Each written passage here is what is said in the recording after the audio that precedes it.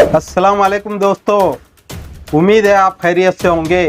पिछले 10 महीनों से हमारे देश में किसान आंदोलन चल रहा है। किसानों ने हर मुमकिन कोशिश की कि सरकार उनकी आवाज़ सुने, मगर हमारे देश की अहंकारी मोदी सरकार आवाज़ सुनने की बजाय जुल्म और ज्यादती पर उतर आई है। पॉपुलर फ्रंट ऑफ इंडिया की तरफ से जो यूपी लखीमपुर में किसानों पर हमला हुआ है और किसानों की जान गई है, उस चीज़ को हम स्ट्रांगली कंडेम करते हैं, उसकी मजम्मत करते हैं। यहाँ पर हम डिमांड भी ये करते हैं कि इसमें जो बीजेपी के जो यूनियन मिनिस्टर अजय मिश्रा और उनका जो बेटा जिसका रोल सामने आ रहा है, उनको जल्द से अरेस्ट किया जाए। जी हाँ, हम बात कर रहे हैं उत्तर प्रदेश के लखीमपुर खीरी की, जहां पर सेंट्रल गवर्नमेंट के मिनिस्टर अजय मिश्र टेनी के बेटे ने किसानों पर अपनी गाड़ी चढ़ा दी। 8 लोगों की मौत हो गई, जिसमें से 4 किसान और 1 पत्रकार है। अजय मिश्रा टेनी जी का लड़का अपने गुंडों को लेके आया भाई, उन्होंने किसानों के ऊपर जो है गाड़ियां चढ़ा दी। बताया जाता है कि केशव प्रसाद मौर्य, जो कि उत्तर प्रदेश के उप मुख्यमंत्री हैं, और उनके साथ अजय मिश्र टेनी लखीमपुर खीरी का दौरा कर रहे थे।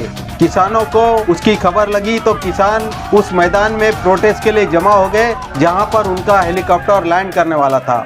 किसान अपना प्रोटेस्ट खत्म करके वापस लौट रहे थे। उस वक्त आशीष मिश्र टेनी ने पीछे से अपने साथियों के साथ कम से कम 3 गाड़ी किसानों पर चढ़ा दी, जिसमें से 1 गाड़ी वो खुद चला रहे थे। बाद में किसानों का गुस्सा फूटा और किसानों ने भी कई गाड़ियों में आग लगा दी। पुलिस ने हत्या का मुकदमा दर्ज कर लिया है, मगर अभी तक किसी को भी गिरफ्तार नहीं किया गया। उधर सरकार ने भी लीपापोती शुरू कर दी है।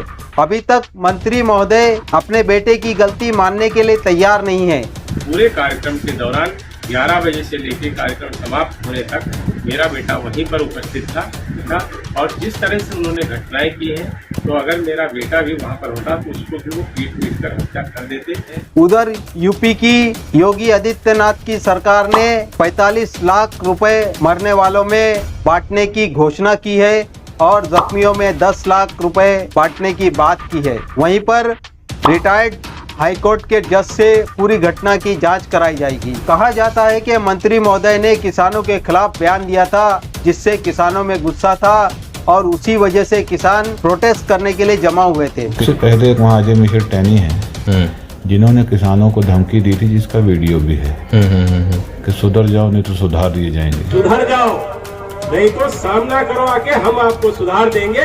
2 मिनट लगेगा केवल। मैं केवल मंत्री नहीं हूँ, ये सांसद विधायक नहीं हूँ।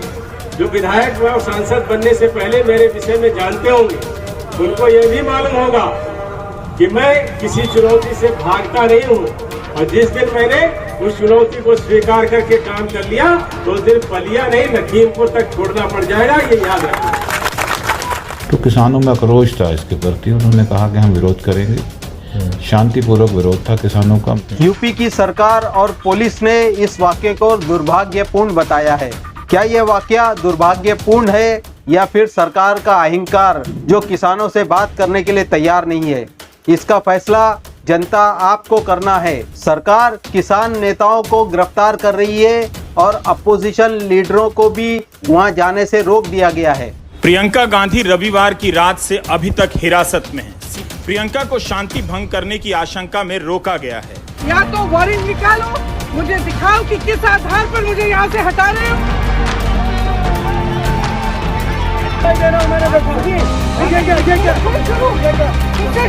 छत्तीसगढ़ के मुख्यमंत्री, जो कि कांग्रेस के उत्तर प्रदेश के इंचार्ज हैं, वो लखनऊ में आते हैं और उन्हें बाहर नहीं जाने दिया जाता। देखिए, वो धरने पर बैठ गए। किसी को भी लखीमपुर खीरी जाने की इजाजत नहीं है। वहां पर धारा 144 लगा दी गई है। मोदी जी नमस्कार। मैंने सुना है कि आज आज़ादी का अमृत उत्सव मनाने के लिए आप लखनऊ आ रहे हैं। मैं आपसे पूछना चाहती हूँ कि आपने ये वीडियो देखा है?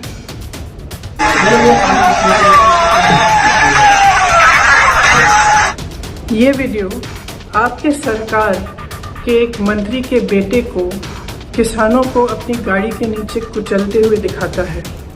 इस वीडियो को देखिए और इस देश को बताइए कि इस मंत्री को बर्खास्त क्यों नहीं किया गया है और इस लड़के को अभी तक गिरफ्तार क्यों नहीं किया गया है। यूपी पुलिस ने अपने ऑर्डर में लिखा है कि किसी को भी पंजाब से यूपी में दाखिल होने ना दिया जाए। क्या पंजाब हमारे देश का हिस्सा नहीं है? क्या यूपी में हमारे मुल्क के कानून के कोई मायने नहीं है? गोदी मीडिया किस तरह से अपने आकाओं को खुश करती है, ये वाकया उसकी बेहतरीन मिसाल है। ऐसा पूरी दुनिया में सिर्फ भारत में ही होता है। जब कभी भी ऐसी कोई बड़ी घटना हो जाती है तो सरकार सबसे पहले उस इलाके को कवर अप करके खबरों को रोकने का काम करती है। अपोजिशन लीडरों को जाने से रोक दिया जाता है, पत्रकारों को भी अपना काम करने से रोक दिया जाता है, इंटरनेट सेवाएं बंद कर दी जाती हैं ताकि सही जानकारी लोगों तक ना पहुंच सके।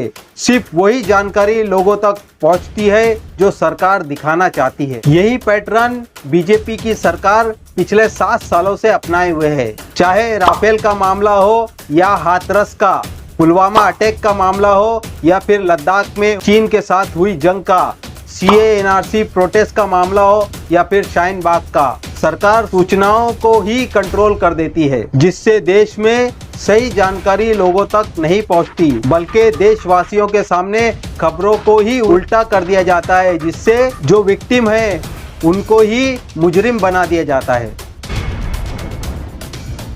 इस रिपोर्ट के बारे में आप क्या सोचते हैं? आप अपनी राय कमेंट्स करके हमको बताएं। चैनल को ज़्यादा से ज़्यादा सब्सक्राइब करें। हम आपसे आइंदा फिर मुलाकात करेंगे। तब तक के लिए अल्लाह हाफिज़।